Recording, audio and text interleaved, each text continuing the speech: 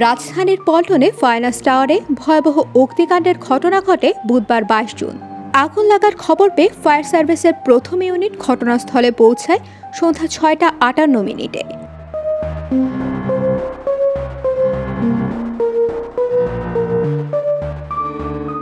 পরবর্তীতে আগুনের তীব্রতা বেশি থাকায় ফায়ার সার্ভিসের আরও 4টি ইউনিট ঘটনাস্থলে পৌঁছায়। সন্ধ্যা 7টা 26 মিনিটে ফায়ার সার্ভিসের 5 ইউনিটের চেষ্টায় নিয়ন্ত্রণে আসে আগুন।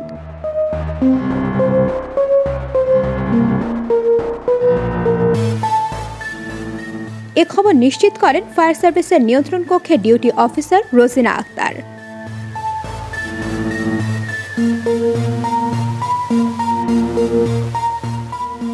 তিনি জানান, পল্টনের 15 তলা এই টাওয়ারের 5ম তলায় মূলত আগুন লাগার ঘটনা ঘটে। খবর পেয়ে ফায়ার সার্ভিসের 5টি ইউনিট আগুন নিয়ন্ত্রণে কাজ শুরু করে।